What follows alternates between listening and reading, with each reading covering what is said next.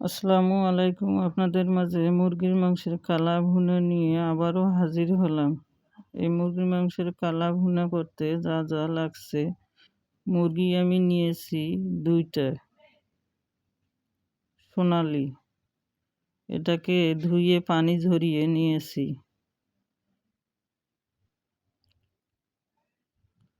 এখানে দিয়ে দেব পেঁয়াজ বেরেস্তা, দিয়ে দেব টক দই 3 চা চামচ, দিয়ে দেব আদা রসুন বাটা,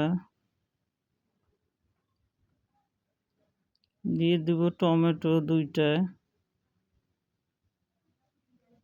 দিয়ে দেব কালা ভুনার মশলা 2 চা চামচ, দিয়ে দেব হলুদ, মরিচ গুঁড়া, জিরার গুঁড়া, ধনিয়ার গুঁড়া, স্বাদ মতো লবণ। এটাকে মেখে নিব। এটাকে মেখে 10 মিনিটের জন্য রেস্টে রেখে দিব।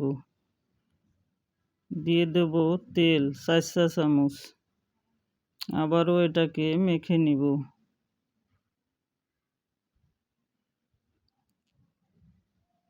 আমার মাখানো হয়ে গেছে। এবার অন্যদিকে প্যান বসিয়ে দিয়েছি। প্যান গরম হয়ে আসলে দিয়ে দেব তেল। তেল গরম হয়ে আসলে দিয়ে দেব পেঁয়াজ। পেঁয়াজটাকে বাদামি করে ভেজে নিব। বাদামি হয়ে গেছে। এবার মাংসগুলো দিয়ে দেব। এটাকে নেড়ে চেড়ে নিব।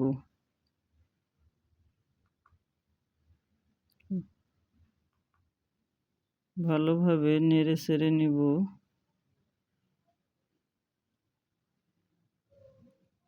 এবার যে বাটিতে মাংস রেখেছিলাম ওই বাটি পানি দিয়ে ধুয়ে দেব। এটাকে আবারও নেড়ে চেড়ে নিব। দেখেন কি পরিমাণ পানি হয়েছে, এতেই সিদ্ধ হয়ে যাবে। যেহেতু মুরগির মাংস অত পানির প্রয়োজন পড়বে না। এবার ঢাকনা দিয়ে ঢেকে দেব 10 মিনিটের জন্য। মাঝে মধ্যে ঢাকনা তুলে নেড়ে চেড়ে দিব যাতে নিচে লেগে না যায়।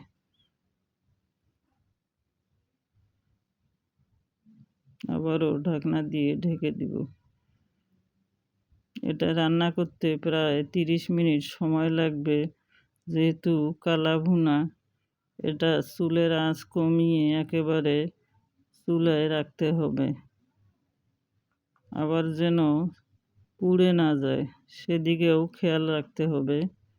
দেখেন কালার অনেকটাই পরিবর্তন হয়ে গেছে।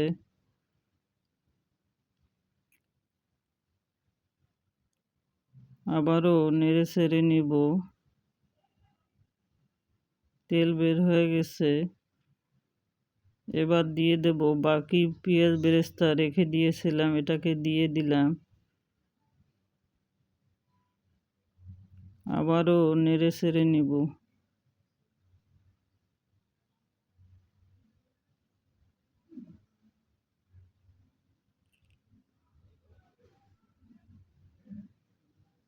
সুন্দর একটা কালার এসে গেছে। আবারও ঢাকনা দিয়ে ঢেকে দিতে হবে।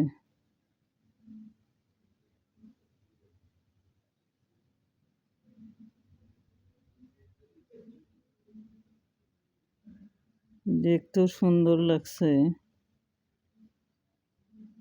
গরুর মাংস রেস্টে রেখে দিতে হয় প্রায় 1 ঘন্টার মতো। যেহেতু মুরগির মাংস আমি অত সময় নেইনি, এখানে ঢাকনা দিয়ে ঢেকে দিলাম। আবারও ঢাকনা তুলে নিলাম। দেখেন আমার কালা ভুনা প্রায় হয়ে গেছে। এবার নামিয়ে নেব। আমার এই রান্না যদি আপনাদের ভালো লেগে থাকে তাহলে অন্যকেও শেয়ার করবেন, সাবস্ক্রাইব করতে ভুলবেন না। ধন্যবাদ সকলকে।